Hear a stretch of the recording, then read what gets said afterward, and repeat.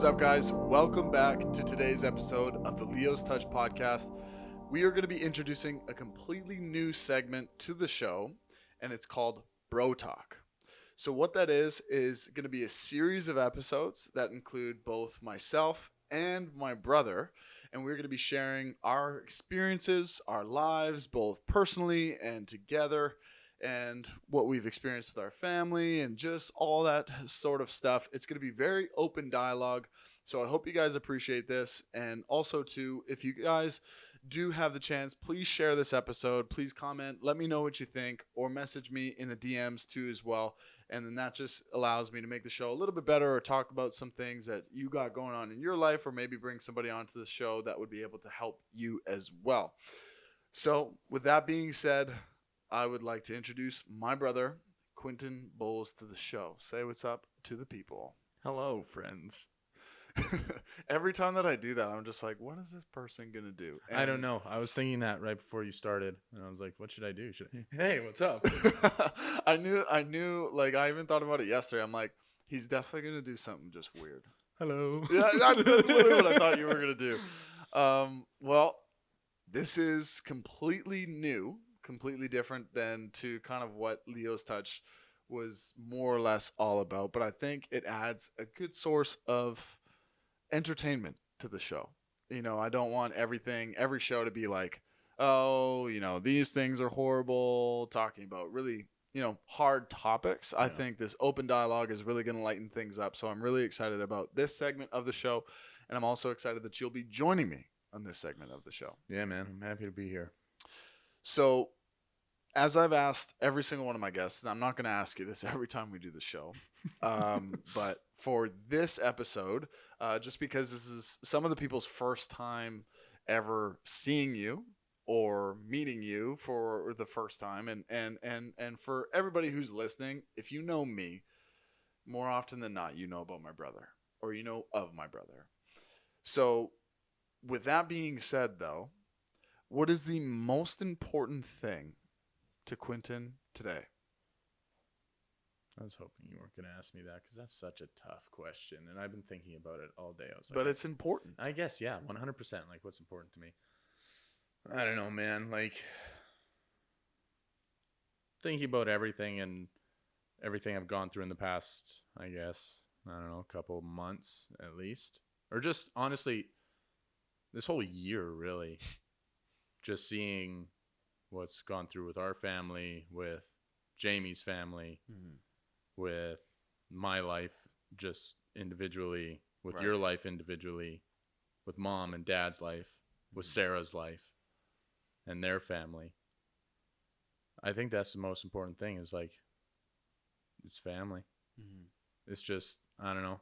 I feel like throughout this whole thing, COVID or no COVID, just life in general, this life's hit hard this year, and in good and bad. And like seeing new life come into people's lives. Yeah. Shout out Jovi. Yeah. Jovi, yo, what's up? And like seeing some life. For those of you that don't know, that's Quentin's best friend's daughter. And again, like seeing other life being taken away. Videographer's just messing around in the back. Yeah, what the damn it, Andrew. Yeah, no, but like what's important to me is I guess you could say cliche maybe, and I don't think it's cliche. But it really is. Family, I've been helped out a lot, and I think I've helped out a decent amount. I love that. Yeah. Because for one, I am your family. You are my family, yes. Yeah.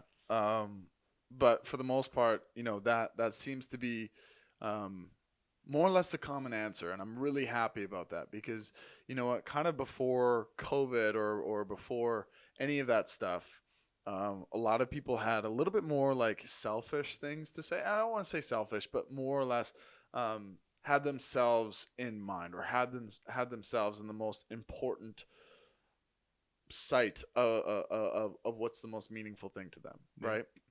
So something that would ultimately benefit them. And I think it's really interesting, the circumstances, everything that's gone on. And sometimes this might not be the case for everybody, but for most people that I've talked to, this has brought them closer to their families, you know? And I think in the same way, saying that is like, this is also selfishly, like it's for them, it's making them better. So Yeah. when a year ago, when it was about them and they were thinking about it, it's like when they're thinking what's most important to me, and it's myself, my progression, my how do I climb that ladder of success and becoming a better person, they realize on that ladder of success, the next step is to understand your family and how they can help and how they can mold you into the best person you can be. So I don't know. I feel like it's a tough question to ask when what's the most important thing to you, because 100% it is yourself. And then at the same time, it's your family. It's just, it's this crazy thing of trying to understand of how you are yourself, but your family is also exactly who you are. So your family is that root cause of what made you of who you are and why you have these goals for yourself and why you are the most important thing, because to your family, you're the most important thing. Right. And then at the same time, you like, I don't know. No, that's interesting. That's it's this weird correlation of being selfish, but at the same time understanding that life and becoming and understanding how to mold that selfishness into becoming selfless. Exactly. But in the best way possible. And I feel like if people look at that and they say, and they look at their family, even if they don't have family, they just have friends, but they have really close friends or whatever. If they have something that they can relate to, that there's always that foundation there, like a family foundation. Because family's not always blood. No, 100%. And I think even just in my past, there's somebody in my life who's not blood, who is somebody, who I've developed a relationship. I'm talking about Sheldon, and I'm just saying his name, so if he's watching, he knows who he is. We're talking about you, Sheldon. But the one thing that he said to me, and this really changed my perspective, is that he said to me when he helped me out in one of the most dire times of my life, he said to me, "Family isn't blood. To me, family is a friendship earned in that sense of calling it family. It's when you experience things with somebody that bring you ultimately closer sometimes than even you are with your own family. And I think that that's really interesting. And like how you talk about Jamie, again, Jamie is Quentin's best friend, and and you guys have experienced quite a bit together. I mean, he just became a dad. Shout out to Jamie. Jamie, hopefully have you on the show soon too as well to come into this bro talk. Ooh, that would be cool. That would be really bro cool. talk. That would be really cool. Ew. Yeah, that would be pretty fun. But yeah, I appreciate you saying that. I appreciate that family is the most meaningful thing to you, and I appreciate your response on that too as well. But I'm really excited to do this. I'm really excited for this bro talk and where this will lead to. But more or less, like I said, open dialogue for today, open dialogue for us. But today I kind of wanted to focus on telling our story, telling people who we are. For the people who don't know who I am, for the people who don't know who you are, what gives them a reason to listen to this, right? And what gives them a reason to listen to us with any kind of credibility on what we've experienced, right? So if I'm out here preaching the gospel on how to be happy and how to be, content, or how to pursue growth or whatever, and then from your perspective on how to develop relationships, on how to be whole, on how to ground yourself and find yourself pursuing a career that ultimately fulfills you, all these different things that we can talk about, but how do people actually know that we're doing that or that we've done that? And then what we've also experienced from like a personal aspect, right? And then what we've experienced with our family, how much, for example, we've moved and how that's affected us, But so starting it off, what is your earliest memories of us, you and me? What are your earliest memories? Because obviously I'm 3 years younger than you. Yeah. Wouldn't remember a whole great of a lot from that moment. But what is your earliest memories of us?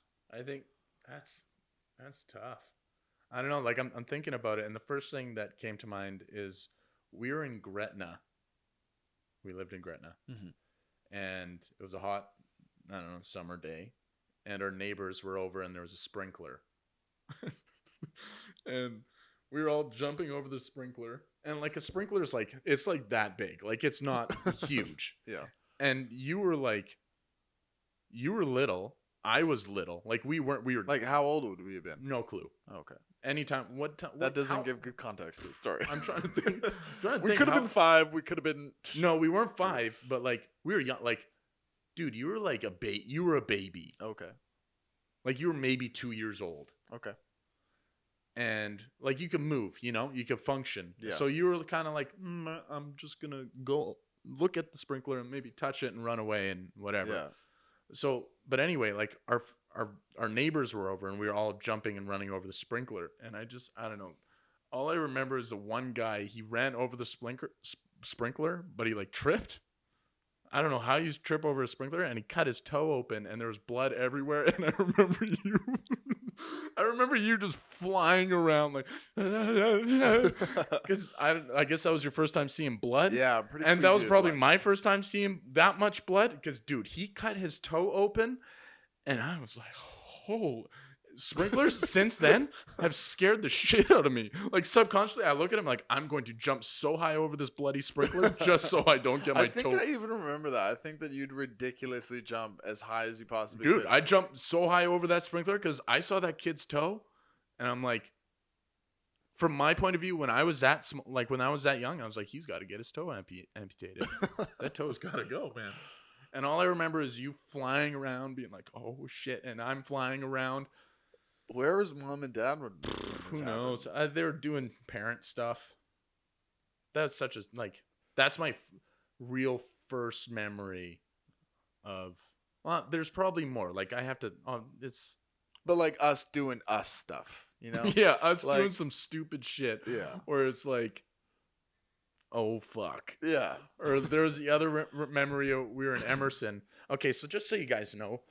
We've lived in a lot of places. This is probably how many places? How many times have we? Well, moved? I'm. All I know is I'm 22 and I've moved 36 times in my life. Yeah, 36 times. So like, and that's not even a joke. That's not a. That's no, yeah. by no means an exaggeration. That actually might be lowballing it. Yeah, which is horrible, terrifying.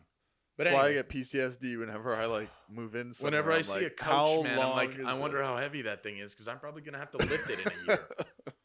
But we were this is the Emerson story. Okay. And you were about, I don't know, I was like grade 5. Oh, yes, I know this story. I think you were in like I was in like grade 6 or something, and you're in grade like 3. Yeah, because we moved there when I was 8, or just turning 8. This is probably one of my funnest memories. Is I looked at your face, and I could tell by your face you were going to do something stupid. You can usually tell my facial expression when I'm about to do something stupid is always the same. It is. It's like, Parker, don't do it. And there was something about your face. They're like, I'm going to do it. And this old lady in a white Ford, like. I think it was like a Ford Focus or something. Ford Focus or something. Whatever. And Parker looks the old lady dead in the eye while she's driving by, and they're like catching each other's eye. And the old lady and Parker look, and then Parker just goes, fuck you. The old lady slams on the brakes, and then Parker instantly gets up. He's like, oh shit, and runs inside. You run inside, and that old lady chases right after you into the house. Which is kind of crazy when you think about it. Nuts. But like, understandable. Like, I gave her the finger. Like, you are in grade 3, and this old woman decides, I'm going to slam on the brakes, and I'm going to get out of my car, and I'm going to chase this kid into his own home. But you know what? That alludes to the episode before this about renting space in your mind. That lady probably had like 7 little 8-year-olds, 6-year-olds just flipping her off. Who knows how many times that happened to her that week? Yeah, you can. Okay, I'm just trying to make an excuse for her. What I did was horrible, but like, you were in grade 3. You were a kid, and you still when you were a kid and you found out what the finger meant. How many times I was always just like this. I was always like, fuck you, motherfucker. All the time. You're like, is that Mr. Bean? Yeah, Mr. Bean.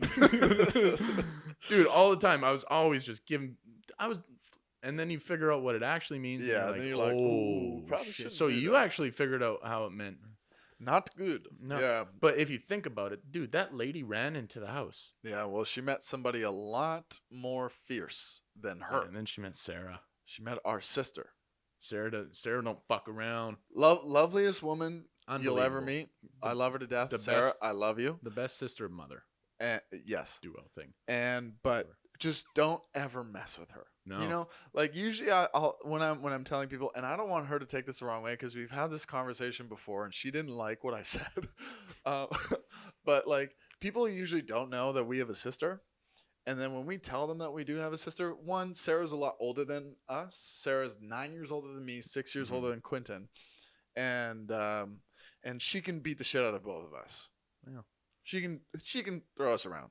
Like, You know, no need, not that that's like the measurement boxing matches of coming up next. somebody's like integrity or who they are as a person, but for the most part, Sarah is now the most loving, caring mother I've ever seen. It almost brings me to tears every single time just to think about it. But definitely like something that you can appreciate when you're in a really tight spot and an old lady's chasing you into your house and you're 8 Sarah's years old. got your fucking back. Sarah's got your back. And Dude, yeah, Sarah's like when she was younger, Sarah was a badass. yeah. Dude, I would hate like She's the one who got me into rap music. same, yeah. Dude, like- I remember it was Christmas and I think I was grade 6. This was in Emerson again and I got my first Walkman or my Discman. Oh, yeah. Dude. Was it that blue one? No, it was red. It was don't red remember. like this. And Sarah made me like 3 CDs. Sarah was always good for that. Oh man, she had good music. Yeah.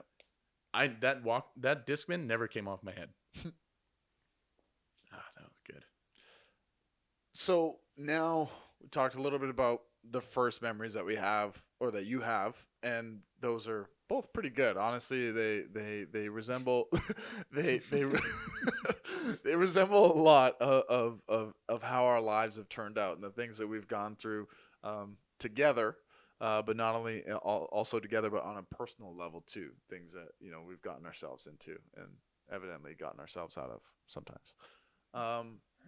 So with that being said, we are going to take a little break here, a little coffee break, and we will come right back. I hope you guys enjoyed today's episode, and if you do, please again like and share and comment, and we'll be right back.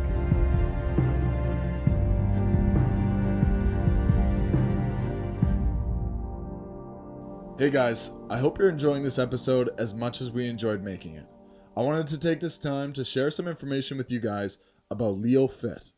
I'm launching Leo Fit with one out of 4 main services of our brand, and that is Leo Fitness Coaching. What that includes for those of you interested in the Winnipeg area is one-on-one in-person training. Secondly is our fully customizable workout plans for those of you anywhere in the world with weekly check-ins on your progress and live coaching tips to help you achieve a higher fitness level. Again, I want to thank you guys so much for listening to today's episode, and for anyone interested in Leo Fit, you can email us at inquiriesleofit@gmail.com. Again, that is inquiriesleofit@gmail.com. Thank you guys so much for listening again, and I hope you enjoy the rest of the episode. All right, guys, we are back again with this episode with Bro Talk, the completely new segment that we are introducing to the Leo's Touch podcast series. Again with my brother. So we just talked about our first experiences with one another, but now let's talk a little bit about what took up most of our, let's say, youth. What activity took up most of our youth, and that is football. So both Quentin and I played football. I played for about 10 years. You played for I think 15 years. So that's taken up quite a great deal of our lives at the moment. I mean, we're both, I'm 22, you're 25, but it's like, you spend 15 years doing something. I mean, that's a long time. And the amount of sacrifice that was made for that game in our family and in our lives personally. Talking a little bit about that now, how has football? Well, actually, let me ask you this: what was your best experience from football, and what was your worst experience from football? Probably my best experience through football is probably, I don't know, meeting everyone. Football, I don't know, it made me the person I am today. Right. Through coaches, teammates. A little bit of a love-hate relationship, would you say? Yeah.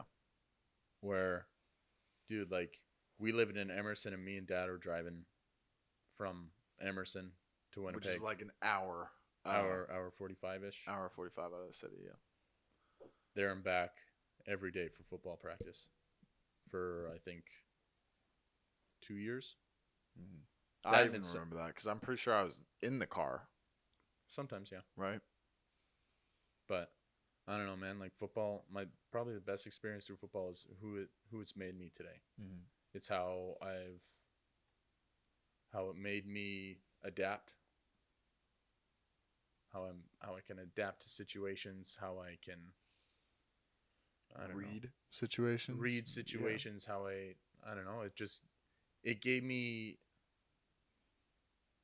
It was my inspiration. It was everything to me, Yeah. And it showed me that if I put my time and effort into it all the time, I can go to high levels. Mm-hmm. I can. I don't know. I can be good. Yeah. I can change my life in the way I see fit in that certain situation. I can. I'm in control. Yeah. That's what football showed me, is that, like, this is my life, and I can pick, and where I pick is going to determine what's going to happen to me. Right. I don't know. Football, the best experience that football ever gave me, it made me the person I am today. I think too, it gave you a really unique opportunity to lead, right? I think both as two individuals, we are gifted with the aspect of leadership.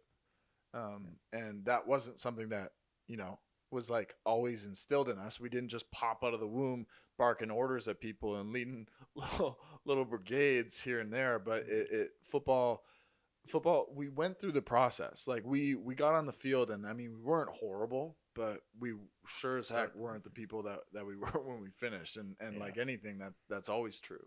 But I think how we embraced it, and especially too, like how you embraced it, because one of my clients, he's a football player, one of the top football players in the province right now, and he asked me, he said, how did you get good at football? What was the, like, make or break for you? And I said, my brother. Because, and I mean, we've talked about this before, but I think the aspect of seeing how you led people on and off of the field gave me the blueprints on what to do for myself and what to do for my teams, right? Because we only had one opportunity to play together, and it was great. Like, it was incredible. I wish there was more, but it is what it is. But I took a lot of your elements of your leadership and how you implemented that into every game, and you were the rock for a lot of people, and you were and even still today, or in the midst of COVID, and kind of veering all over the place, but in the midst of COVID, one thing that really stuck out to me was your leadership, right? Not to a team, not to people, not to like a group of guys that you were involved with, but at Home Depot. We went there together in like the beginning of COVID, and you were building a lightsaber. You were building a lightsaber, but your energy, your ability to come into the store and have a smile on your face, treat the people around you with respect, and how much that paid dividends to the people who were there, right? I mean, for instance, that cashier lady, right? How you literally lit up her day just by that, by those skills, and I think you attain those through football. So I think that speaks volumes to just how football molded you as a person, and like you said, molded you as the person that you are today. Not that you're perfect today, but more or less that it showed you the things that you need to work on. It showed you, like what you just said, shows you that you could be good. Yeah. And I think that's really powerful that you say those things. Yeah, man. Like, football most definitely it taught me how to lead, how to use my voice. Because there was a point in time, You were pretty shy at one point. like I'm always shy to begin with. If I don't know you, I'm going to be shy until I feel like I can open up to you and trust you. Right.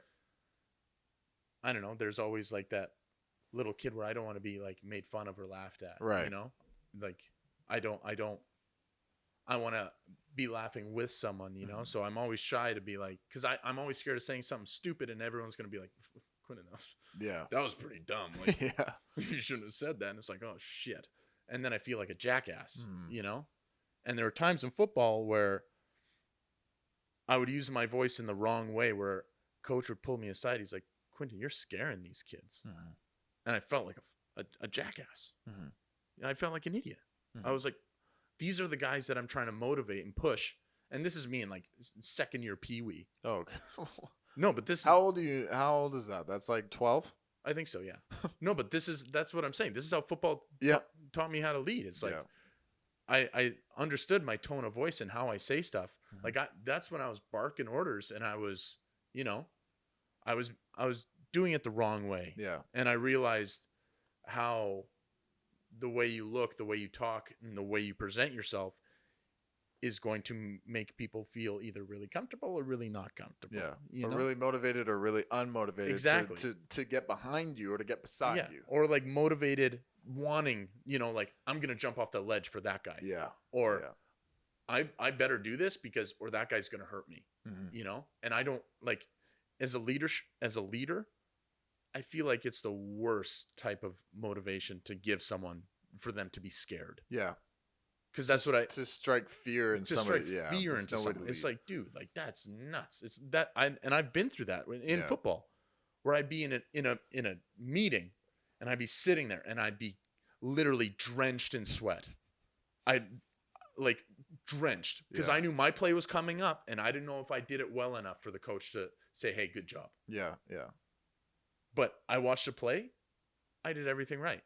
But still, and that's the thing. That's the crazy part. I watched the film prior just to make sure. It's like, okay, am I going to get in trouble here? Yeah. And I watch it, and I pick apart everything. And I'm like, no, like that was pretty, like that was okay. And then I like pick out the bad spots.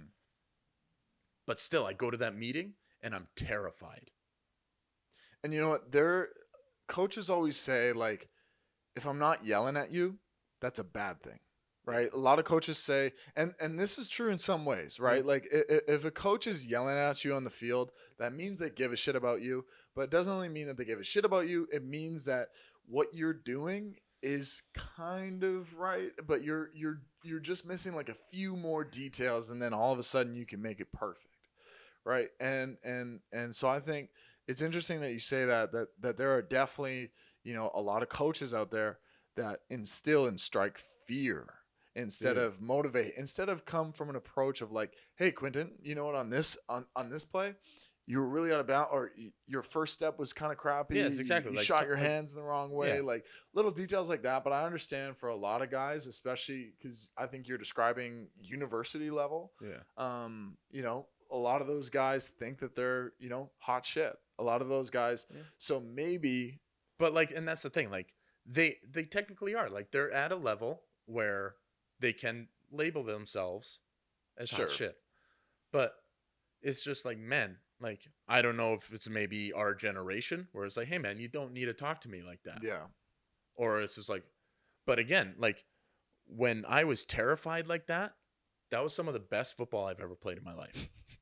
Because your ass was on fire. Dude, I was terrified. I'm like, I better do this or else, I don't know, I might have a heart attack in the next meeting.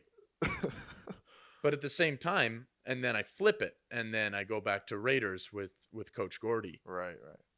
And it was like, me and him he was my older brother. Mm-hmm. He was the guy I always looked up to. Mm-hmm. Me and him would sit on the field, like we lived together. Mm-hmm. You actually lived together. Yeah, no, we were roommates. Yeah. We were roomies. No, but dude, like Coach Gordy, he taught me how I wanted to lead. He's one of the most influential people in my life. Mm-hmm. Why? Like ever, I don't know. Like just thinking about like for leadership aspect of like understanding of who I am and understanding that life is going to move and how you do it is going to affect your future. Yeah. Like, man, Coach Gordy, he changed my life, man. Like he was the older brother that I didn't have, you know, like, cause I was always, I was always looking up to Sarah and being like, okay, what is she doing? And then just like how Also too, like completely different paths. She was a lot older than you. So 100%. there wasn't like a lot that you could be like, oh, Sarah's doing this. Okay. All right. Study that. And like also too, at that age, I don't think more often than not, we don't really have the perception to be like taking notes. I wasn't taking notes, but I understand. I mean, from a subconscious level. Subconscious level, I don't know. In a way, I was kind of like subconsciously taking notes, where it was like kind of relating it to if you stub your toe, it's like, ooh, I don't want to do that again. You know. It's funny that you say that out of all things. No, yeah, you stub your toe on the thing. It's like, yeah, I'm gonna pay attention when I'm walking by the table. Yeah. It's just like when you see your older sibling do something kind of stupid. It's like, ooh, okay, I might not do that because that looked like it hurts. So now I'm gonna watch out for that table. You know, in life. Sure. Because you don't. I just find it funny that you're describing this, and like more often than not, all the stupid things that you did, I did, but worse. And I got punished less for all of those things, you know? And I know we're kind of bouncing off, again, the open dialogue aspect. Sorry. But I think, so again, kind of recapping worst experience football. Probably right now. Not being in it. Yeah, man. Okay. It's just once you decide that it's time to be done, and if it's like because of an injury, or just in general, you just lose the love for it. Yeah. I don't know, man. I feel there's like a void in me where what am I doing now? Right. Because it was 15 years of that was my life. That was my craft. That is everything that I put my time into. That's what I was good at. That's what I put so much time and effort where it was in my head. It was a calculated equation that I figured out and that I know how to manipulate and change depending on the person I was going up against, or the team that we were going up against, or the person I was talking to, even like a coach or a player. Like your level of my level of understanding the game and how it works. Yeah. And how I'm involved in that game. And now it's like, yes, football has shown me how to be the person I am today in life and try and be better.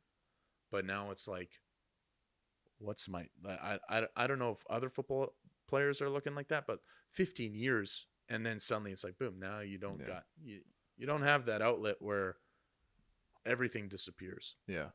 Where you can go to practice for 2 hours and that real life doesn't exist. It's just football. Yeah. All your stresses, all your anxieties, money, girlfriends, drama going on in your life, whatever. Yeah. Illnesses, anything, and any family stuff that's tough or anything that's hard disappears. Football was, it was my therapy. A portal. Yeah. It was a portal. It was where everything disappeared. And now I don't have that, you know. Now I kind of feel like I'm always wanting to go somewhere, but I don't know where I want to go. And it's like, it's tough. And I don't know. It's just trying to understand what's next and understand that football isn't everything, but how I can use football in certain ways, like the same kind of make an equation of how I did with football is make an equation with life. It's like, okay, where's going to be my outlet? What is going to be my next, what is going to be my therapy? Yeah. How am I going to, where's my next craft? What am I going to do? And it's been a tough transition, like going from football every day. Like that's it. Like you're in the gym, you're either going to school, you're either going to work. Yeah. And then football. Yeah. And then restart. Because, I mean, you've had now 2 summers in the last 15 years that you've actually got to do whatever you wanted to do? I think so. Maybe 3. That's pretty crazy. Dude, but all I've done is work. Yeah. That's it. I haven't taken any, like, unless I'm really sick, Mm-hmm. I'm working. That's it. I'm always working. It's because I don't know what else. Like, I sit at home and, like, all I either do is watch movies or, like, stress, Mm-hmm. you know? And I think that's something that's interesting for a lot of people is like, you know, I'm gonna bring up one instance actually that I saw today. I don't know who this guy is, but massive dude. He has like Saskatchewan Roughriders clothes all the time, and I saw him today in the gym, and I've seen him at I've seen him at other gyms. I've seen him like when I worked at Planet Fitness, like all those things too as well. So like I know of the guy. Like he's definitely played in the CFL. I think he was like the defensive end for the Saskatchewan Roughriders. But I saw him today, and when I also saw him like a couple years ago or a year ago, he always has like little walkers with him, and his leg is usually bandaged or something like that. So he might be going through like a whole bunch of like ACL surgeries or something like that. And I think when you talked or when you alluded to like injury being part of it, right? And I think that's a huge thing because that's what took you out of the game. Yeah. Right. It is ultimately putting your body first, then, putting your body on the line, because that's essentially what it is. I really don't care what level you play football at. If you play it at Terminator, which is like 8 years old, or if you play it at, 25, 35 professionally, whatever it is, you're always putting your body at risk with that game. Right. Yeah. And that's why I think creates kind of like the love-hate relationship more or less, is because like, you're going in and boom, you're just literally throwing your body at people. And so seeing him today kind of put perspectives, seeing that guy today and in other times as well, just kind of puts things into perspective. And I think for us, we have a little bit more of a unique perspective on the whole, putting our body on the line type of thing, is that when our grandpa was dying, our grandpa was 87 years old, and the guy beside him was like 40, but he looked older than our grandpa. He looked in worser condition than our grandpa. And that, for us, like as kids, we saw that, and so we were curious. By no means was it our business or anything like that, but since our grandpa was on his deathbed and this guy was on his deathbed, we asked, and this guy had played rugby for professionally and throughout most of his life. So for both Quentin and I, we saw, the tremendous deterioration of one's body through constant trauma or constant destruction to that person. So I think in all, that's ultimately what brought you to that point, right? And so we'll touch a little bit more on this right away. We're just going to take a little bit of a break here again, but when we come back, we're going to talk about why you stopped playing football and now what it looks like moving forward and how you're working to move forward.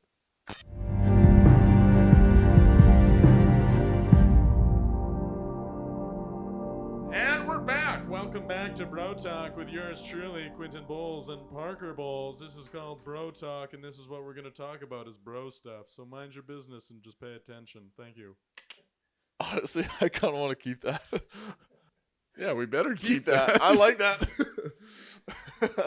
Okay, so coming back to it, it's hard to pick up off from that. Dude, But, just pick it up. It's fine.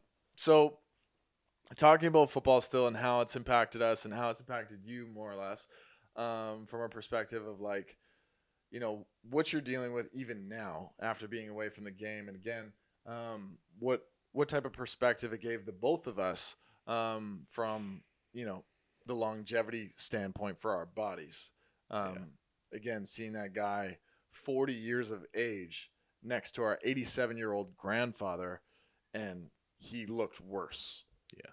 And so how did that affect you, seeing that guy next to our grandpa? It's always in the back of my mind. Mm-hmm. Like every time. While you're playing, or like every time? Yeah. every time. So in football, the word concussion is like, let's say in Harry Potter with Voldemort. I've never seen Harry Okay, Potter. well, you just don't say the word. Yeah, okay. Okay? So, like, we'd call it the C word, you know? Like, Yeah. ooh, yeah, what so-and-so definitely, he's got the C word right now. So, I don't know, like, and you could tell from the guy that we saw in the hospital, that's why he was like that, mostly, is because of multiple, that's what the nurse said, or did they even say that? I think so. I mean, we were on a Or was it level Mom? of no, well, mom was saying that, but also too is like, I mean, they were both on their deathbeds. Yeah. Both of our families were in and out of there. So like, I mean, we developed a relationship with that family, right. over time. So, yeah, I mean, that was pretty serious. And I mean, both you and I have experienced concussions, Really bad ones. and how that affects your mental health. Yeah. I know I said that we weren't going to talk about like a lot of serious stuff, but more or less, like, Here we are. but more or less, I mean, like that's pretty important. And I think even for myself, if I can share this experience, was when I was playing at Barsby. I remember. I know exactly what We were having like a scrimmage against our own guys. And one of my really good friends, like, I'm coming around the corner, I'm chasing the play, and all of a sudden just blindsides me. Lights you up. Like, just totally rocks me Yeah. in my head, everything. Like, I throw my helmet, I'm a little drama queen while all this is going on, and all of a sudden, like, I'm totally out of control. Like, I am not there. Like, I said it, like, everybody's like, "Parker, are you okay?" And I'm like telling people that I love to screw off, like, get out of here, like, all these things, saying things that I would never say in my entire life to them. And like, a lot of people don't really understand, but it's like, when your brain gets jumbled like that, like, how it actually affects your motor functions, your vocabulary, your emotions. I broke down and started crying in the hospital because they said to me, they're like, "You have a concussion." And I was like in denial. Dude, remember when you called? Do you even remember when you called me? I have no idea. I don't really remember I that. called you, and like I was like, "Hey man, where are you?"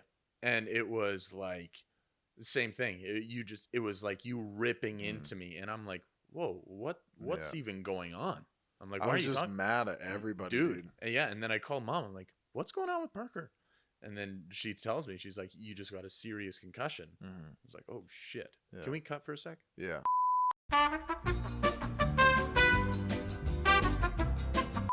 Okay, back after a little bit of technical difficulties, more or less with our mics.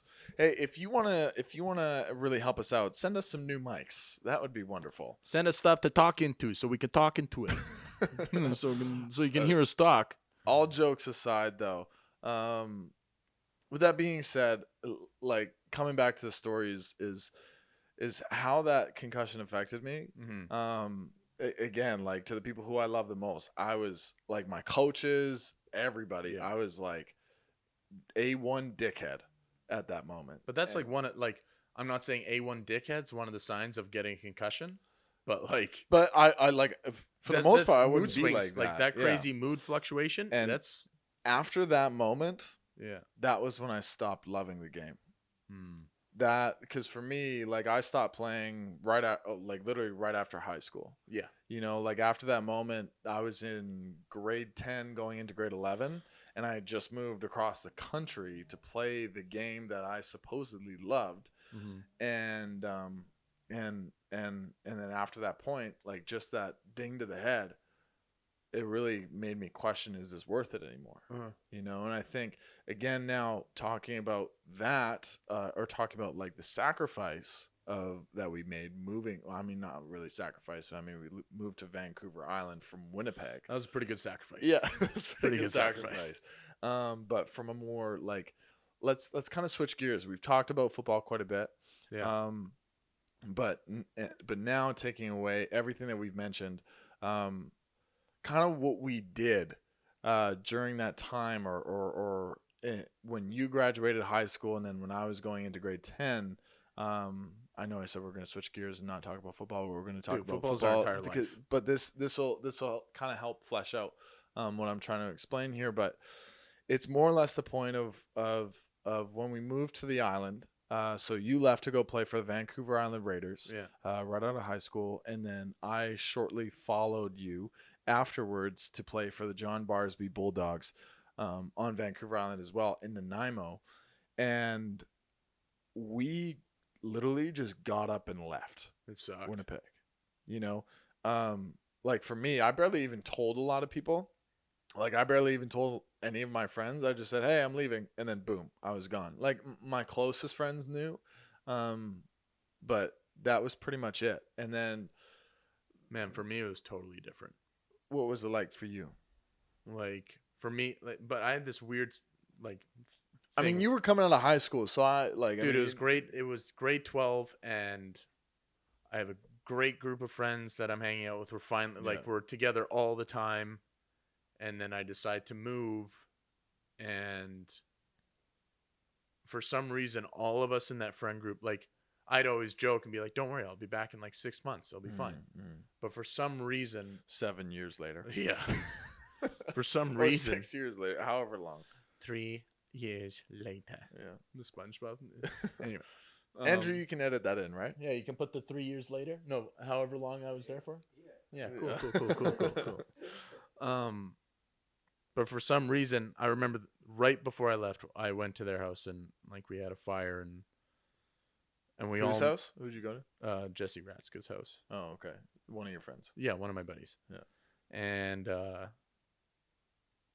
for some reason, like, dude, all we were doing was like crying because we knew like it wasn't gonna be the same. Yeah. Because we all knew like I wasn't coming back. Yeah. Yeah, and then I always thought like, okay, like, and I had hopes. It's like, I know like 6 months is, I'm going home soon. And then next thing you know, the whole family rolls up and it's like, hey, we're moving in. And it's like, what about my friends? And I remember I was sitting at the apartment and mom's like, hey, like we're moving to Vancouver Island. And I'm like, wait, what? I'm like, what are you you guys are coming to like hang out here for a vacation? Like, no, we're all gonna live there. It's like, what? I remember just sitting there and it's like, and then texting my friends. I'm like, guys, I'm not. I'm not. The ship has sailed. I'm not coming back home, dude. That's interesting. It was pros and cons, right? Because we were living in the most beautiful place on earth. Yeah. Well, but country, but. For the most part, yeah, it's sure. definitely up there. It's beautiful in the world, yeah. But and then at the same time, I'm never gonna see the people that I've grown so close to again until I don't know, 4 years later. I think you know what with that though, obviously you've experienced over time that like when I left too, like I thought I was leaving. Stefan and my girlfriend at the time forever, and you too, Andrew. But hey, what about me? But like for the most part, like the world is small because and time is short because a couple years later, all of a sudden Jeremy's living with you. Right, one of your good friends, a part of that little crew, is living with you, and we get so caught up in like, and I'm not trying to take away from your experience with it because I can't imagine. I don't want to imagine what that was like. Yeah, that almost sounds like a Freaky Friday movie, dude, or something like that. No, like honestly, to compare it to like what you've been through, it was like Lola. That's what it was like. Where every day. Like, even still, we, like, when I see those old friends and, like, we talk about it, that's what it felt like. Like, there was a part of me that was like, what happened? What would have happened if I, like, came back in 6 months? Where would we all be? What would our lives be like? Yeah. Like, I don't know. And, like, that's what I can compare It's interesting to think about it like that. It was like, that was something that I had. But do you think you dwelled on that for a while? Mm-hmm. Like, when I was younger, yeah. Like, 8... Now it's like, oh, like there's nothing I can do about it, whatever. And Yeah. it's for the best, I guess. I don't know. But I don't know. Like at the time, that's what it felt like. It felt like my whole life just got ripped away Without you having the choice. without me having any choice. Right. It was being like, hey, this is what we're going to do. And it's not like I'm 18 years old and like, what am I going to do? No, I'm moving back to Winnipeg. It's like, no. I mean, you could have, but I mean, Why like, would I do that? Why would you do that when literally we lived in a bay house on the Oh, that ocean? house was- Like, you know. And that's the thing. People say that like living in BC is really expensive. On the island, it is. it's not really. It's not. Like, it is and it isn't, you Well, it know? depends Like, where you- I don't know. The house that we got was a sneaker. That was a nice yeah, house. but it didn't last long. Like our our living situations usually What? never do. Okay, yeah, like us moving, we're basically gypsies flying around the whole country back and forth. This bloody picture has went across back and forth from Winnipeg to Nanaimo, back to Winnipeg, back to Nanaimo, like Yeah. 5 times. Yeah. It's well traveled. It's well traversed. Yeah, it is an experienced traveler, Yeah. which is nuts. It is kinda Dude, there's some crazy. furniture that I have still. Like basically everything that I have has traveled with me from Winnipeg to Yeah.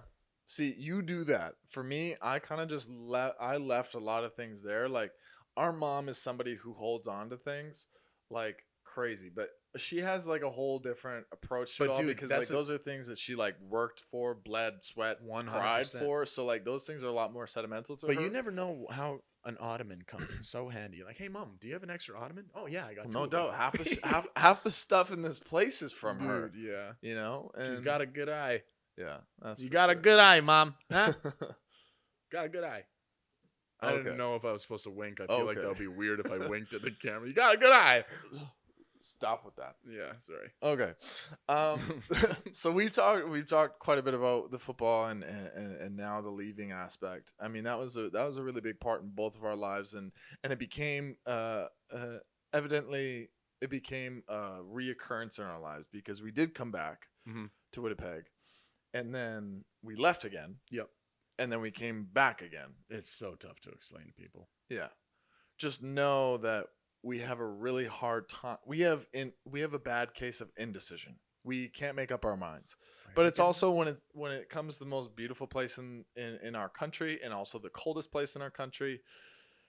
You Like, can, I don't want to stay in Winnipeg. It gets cold here. It's freezing. And Even though, like today, September 8th, the best temperature. I had the best day today. If I could go to a place. this guy, man, just keeps pressing buttons and like. All these devices are going off. Dude, if I could, like, okay, Well, so good back, thing that this is open dialogue and this isn't like structured in some way. And but ding, ding, ding. How can I help you? If there was a place in the world that could be fall 24/7, gross. dude, I'd be the happiest guy alive. Sweater weather. Oh, pumpkin spice lattes. Ew. Oh my gosh, man. Dude, those are delicious. I Do you can know how drink fast that those? As the first day where it was like 10 light me up. pumpkin spice. Put an IV in my arm and light me up with it because, oh gosh, yeah, I love it. I've never And the seen colors? a pumpkin spice once in my life. An actual pumpkin spice or the latte? Either or. I haven't seen a pumpkin spice at all. Where does that come from? pumpkins. Andrew, break out the Google. Computer guy. Yeah. Anyways, kind of coming back on track. Hopefully. Sorry. So talking about moving to Vancouver Island, and kind of where that's brought us full circle. One thing for me, all throughout that entire experience, yes, it was the most beautiful place in the world. Mhm. One thing that I found, just for myself personally, again, I mean, I'm not speaking on behalf of anybody else, is that I found it really easy to get complacent, right? Because my whole thing, and this probably will change. This might be an immature perspective, and it might be a lack of work ethic too, as well, on my part during that time. Was if I was living in the box or living in a mansion, I was living the life, because we kind of did both, to be honest. I don't think we ever lived in a. Well, you know, There was like, yeah. I was living in a trailer really? in somebody's driveway. What? Yeah. So Where? well, I mean, I'll explain later, but more or less the quality of life. I could still go. I mean, I was a lot more depressed when I was living in that trailer than when we were living in the Bay House. Oh, right. But right. for the most part, Right, it's okay. like the river's still there, the mountains are still there, the Dude. ocean's still there. All those things are there, whether you're living in a box or not. And so many people out there go out and enjoy it. And again, it might be a reason of my work ethic, my lack of work ethic out there, put me in that position, which 100% was What, the that case. made you depressed? Well, that made me depressed. That was the reason of me living in a trailer, Yeah. all those things. Okay. So, and suffering, well, not suffering, but choosing to be more entitled. I don't know. Like, man, honestly, if you think about it, like you were at the same point, but where you like decide, like, this is when we moved back, correct? So we moved there, we moved back, and then we moved back again to Vancouver Island. This is the second time moving Second back, time. yes. So this is numero dos, yeah. where you stopped football. Yeah. I think you were in the same place that I'm in after I stopped, where you were looking for that therapy, that your craft. Whatever I could get good at. Yeah, that craft. And what I found was something that I talked a little bit about this in one of my IGTV episodes, but like, yeah, you're right. Mm-hmm. Like I thought that I could be like, I started like a social media marketing business. I started it. Yeah. I didn't actually do it. But I thought that could be like my next thing, but I just didn't know where to go. I didn't have coaches. I thought I knew everything because I'm like a 17, 18-year-old kid. Yeah, 100%. And like all those things. And then coming to terms with that, losing pretty much everything. And this will be something that, I'm happy about this new segment of the show is because we're going to get a little bit deeper into this. Right, because people are going to be like, people are going to be like, I want to know what they're talking about. Well, we're going to talk about it in later episodes because this episode is already pretty long. But just know that gives you a reason to listen. But again, it's like going through those things, going through those suffering moments is the best thing that ever happened to me. Because it put things into perspective and it put things into, a realization of what I need to do. And that's why now when I'm going independent as a personal trainer, plug, and also with this podcast, I treat it a lot differently from those experiences, right? Because I don't want to lose this place where I live. But that's the thing. Like I think in a way you found like your craft with something where you 100%. can, you understand the equation. Right. And now you understand the answer. And like, now it's like, how do you make that? How do you have a good foundation and you have something that you can mold and change and adapt into something amazing, And that's what I'm really excited for. I appreciate you for saying that because, even just as you were describing that, like I'm just thinking like, what is this bro segment going to be in like a year, 6 months? Who knows? Who knows? But that's the best part. And two, like, that's something that I'm interested in seeing and going through the process with, because as you've talked about today, finding that thing, right? Yeah, man. And I hope during this year or whatever process that we're in, that you find that, and maybe there's somebody watching right now that would be like somebody who is listening that could help you. Somebody who's listening that could be like, I want that guy on my team, whatever that is.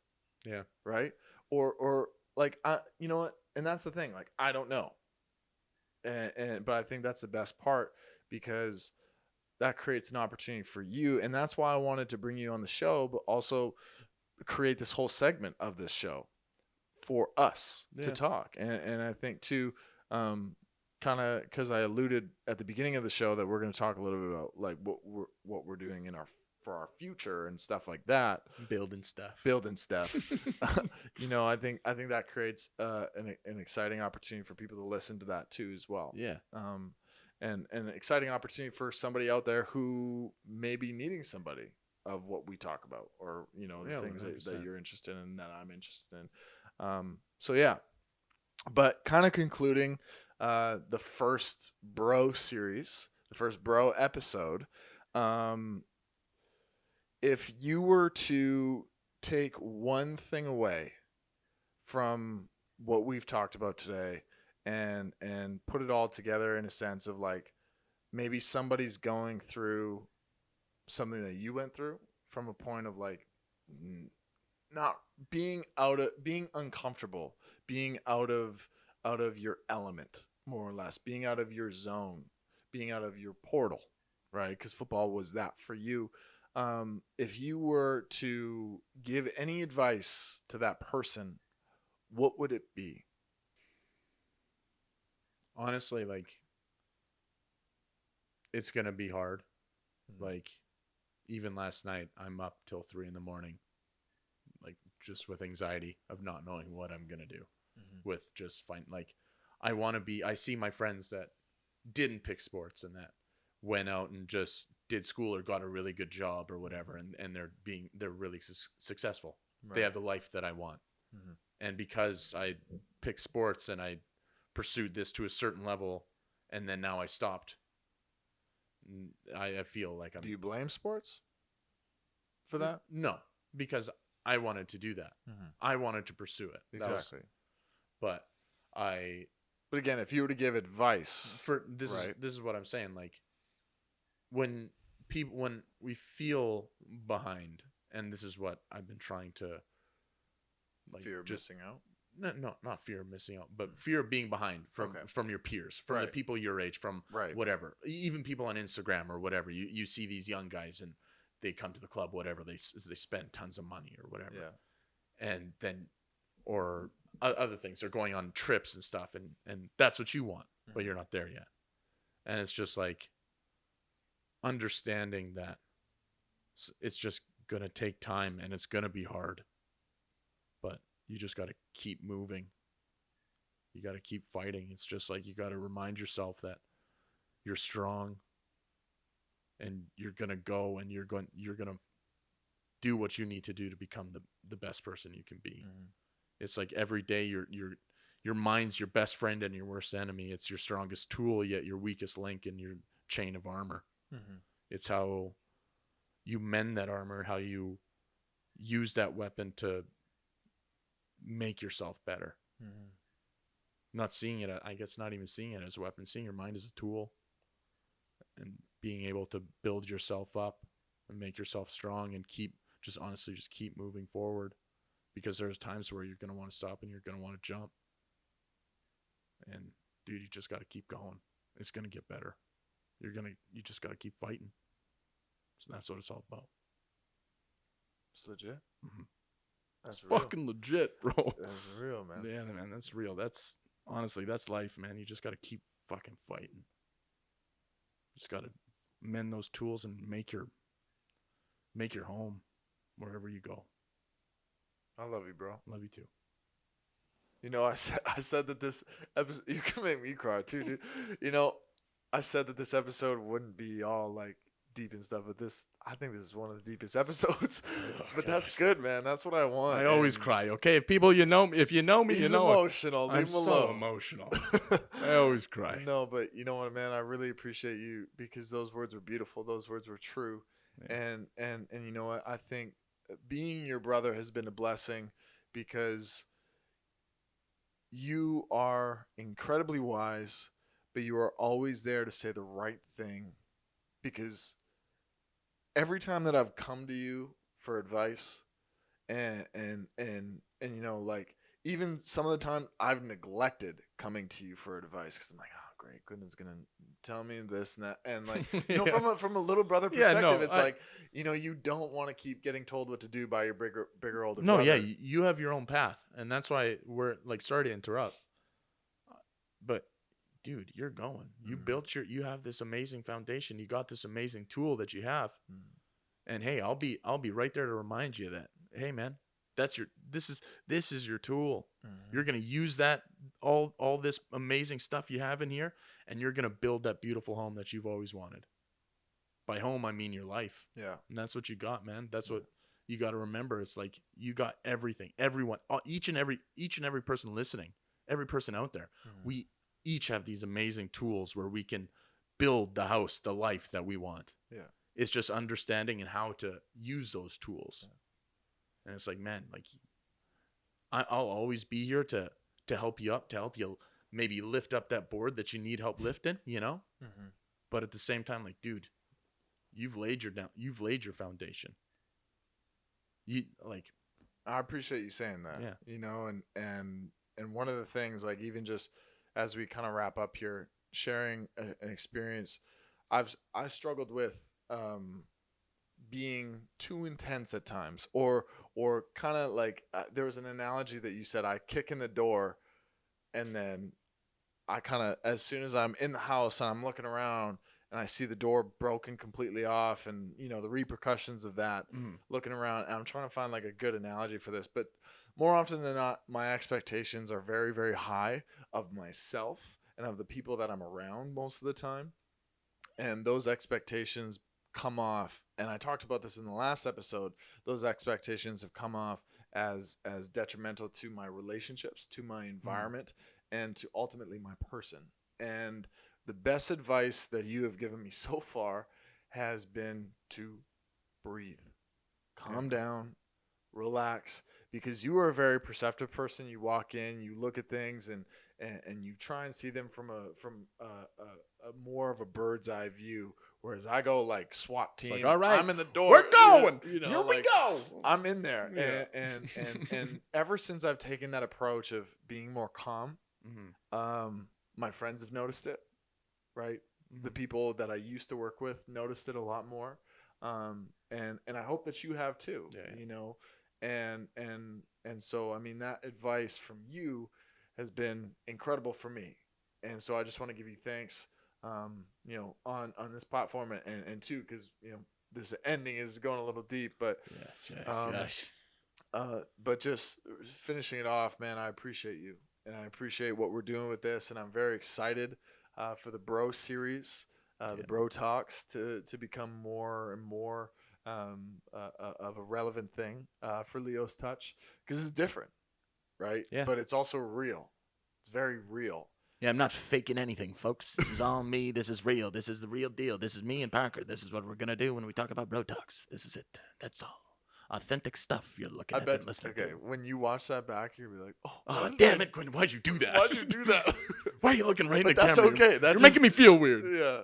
Am I going to watch this after and be like, shit? Yeah, probably. But that's okay. I'm okay. You know, that's why we're on here. That's why we're doing what we're doing. Yeah. And that, you know, this is more of a comfortable environment. But again, guys, thank you so much for watching today's episode. And thank you for watching all the other episodes too as well. Just seeing the views go up, seeing your guys' responses too as well. I've had a few people message me on some of their biggest takeaways from the last 2 episodes and soon to be 3 episodes. And it just is an absolute delight. And my gratitude for all of you can't be measured, honestly. So we love you. I love you. Yes. I hope that you guys enjoy this episode, and I hope you're excited to see more of both Quentin and I talk a little bit more and continue on with this Bro Talk series that we are starting. So with that being said, too as well, again, announcing Leo Fit. There will be a few ads that have already played throughout this podcast. If you guys do have any questions, please email inquiriesleofit@gmail.com if you guys are interested in that, or some of the ads that played too as well. So thank you guys so much for listening. Quentin, anything to add ending this off? Honestly, man, I'm just happy to be here. Thanks for bringing me on this and making this whole segment, making this whole thing be a thing. It's pretty dope, man. Thank you. I'm happy to be here. Yeah, man. I'm super happy to have you. I love you too, man. And we love you. Damn it, I did it again. All right, you guys. Thank you again so much for listening. And until next time, take care of yourself, and we'll see you soon.